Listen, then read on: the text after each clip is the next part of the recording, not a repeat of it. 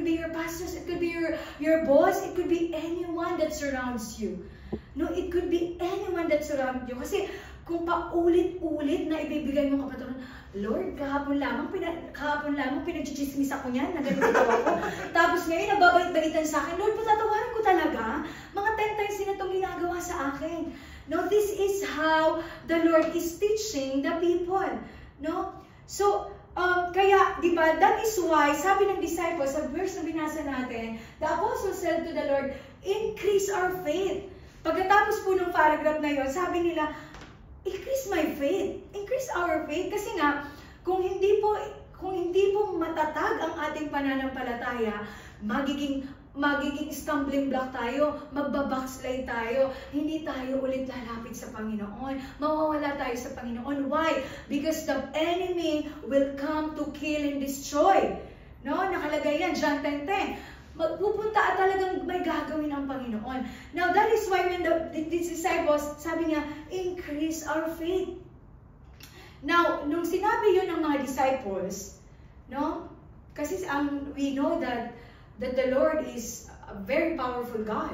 Amen? Amen. Pwede naman niya sanang sinabi na by using His power, sasabihin niya, I am increasing your faith.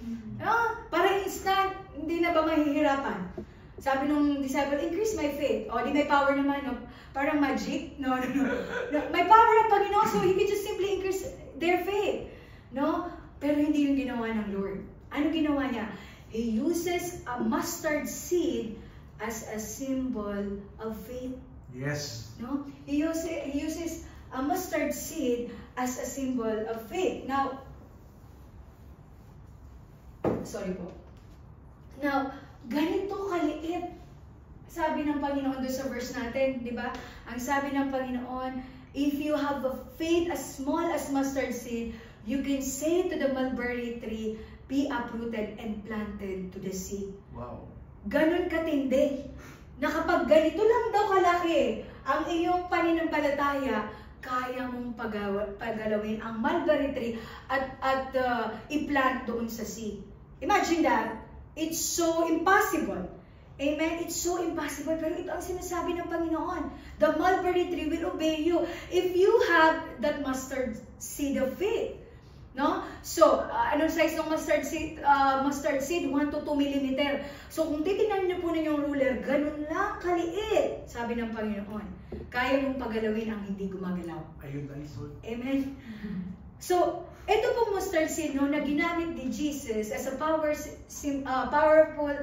symbol in the Bible, may significant po ito. No? Ano po ang it signifies what? Number 1, symbol of faith. Amen. Symbol of faith.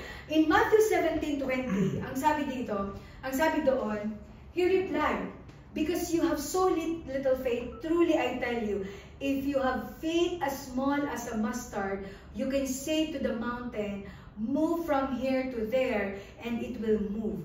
Nothing will be impossible for you. No? Sabi ng Panginoon. Now, sabi ko nga, no, 1 to 2 mm yung size.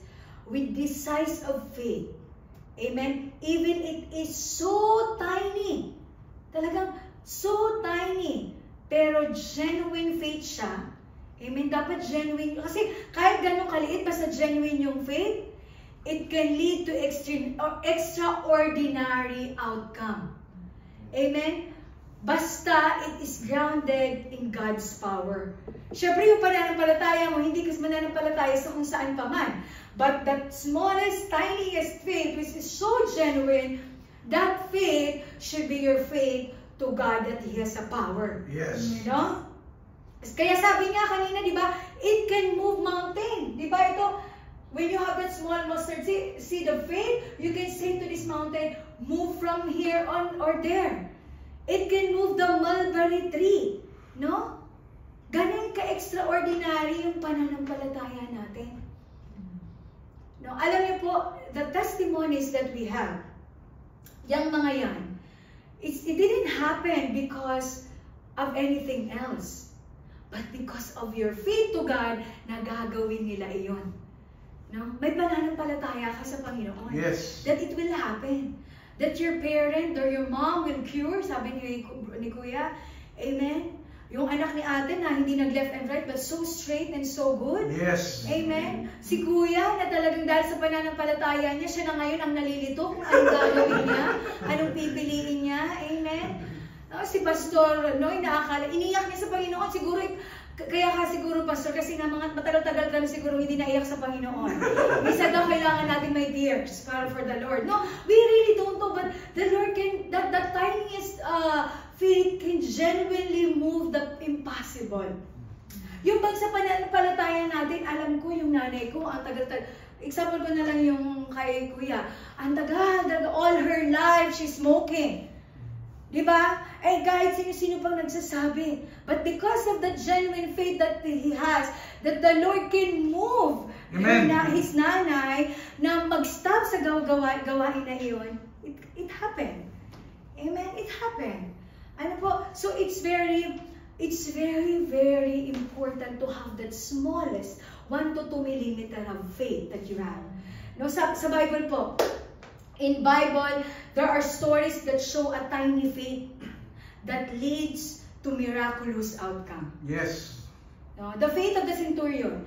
Kung hindi po natin ito naaalala, Matthew chapter 8 po ito. Makikita natin verses 5 to 13. Ito po yung centurion, no? He's asking his servant, no, to be healed. Yung servant niya may sakit, to be healed. So sobrang pananampalataya niya, sinabi lang niya kay Jesus, by saying your words, my servant will be healed. Amen. Sabi niya, without the need of Jesus to be physically present. Ang layo, no? Pero ang ginawa ng centurion, sasabihin mo lang nagagaling yung servant ko and he will be healed. Wow. At the same time, the servant is healed. Amen? So ganun katindi yung napaka-genuine na faith ng centurion.